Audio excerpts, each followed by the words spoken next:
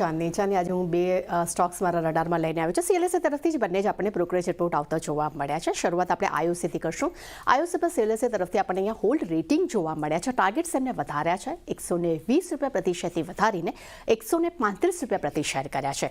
તેમનું માનવું છે કે કંપનીનો નફો જે છે તે અનુમાન કરતાં ખૂબ જ સારો રહ્યો છે અને એનું મેઇન રીઝન એ છે કે અપેક્ષા કરતાં રિફાઇનિંગ વધુ છે અને માર્કેટિંગ માર્જિનનો એક સપોર્ટ જે છે તે નફાના ફ્રન્ટ પર મળતો જોવા મળ્યો છે. આ કારણસર નફાના ફ્રન્ટ પર એક સારી એવી તેજી જોવા મળી છે.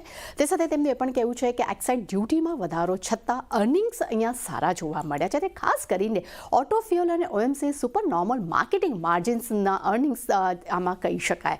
તે સાથે તેમને પણ કહેવું છે કે FY 26-27 માટે માર્કેટિંગ માર્જિન અનુમાન જે છે તે 4 થી 9% અહીંયા તેમને વધાર્યા છે. સેકન્ડ કાઉન્ટર છે JSW સ્ટીલ. આપણે જોઈ રહ્યા છે કે સુપ્રીમ કોર્ટ તરફથી જે JSW સ્ટીલને જે ઝટકો મળ્યો હતો ફ્રાઇડેના, ત્યારબાદ એ કાઉન્ટરમાં એક દબાણ પણ જોવા મળ્યું. તો આજે CLSA તરફથી એક બ્રોકરેજ રિપોર્ટ આવ્યો છે. તેમને અહીંયા અંડર પરફોર્મ રેટિંગ આપ્યા છે. ટાર્ગેટ તેમને ₹825 પ્રતિ શેર કર્યા છે. તેમનું માનવું છે કે BPSLમાં શરૂઆતી રોકાણ ક્લેમ કરી શકે છે કંપની. સાથે તેમનું પણ કહેવું છે કે કેપેક્સ પર થયેલા ખર્ચને કારણે કરીને હવે અહીંયા અનિશ્ચિતતા વધતી જોવા મળી રહી છે અને ખાસ કરીને 30 એપ્રિલના ક્લોઝિંગથી 5-9% કંપનીના વેલ્યુએશન એક ઇમ્પેક્ટ જોવા મળી છે.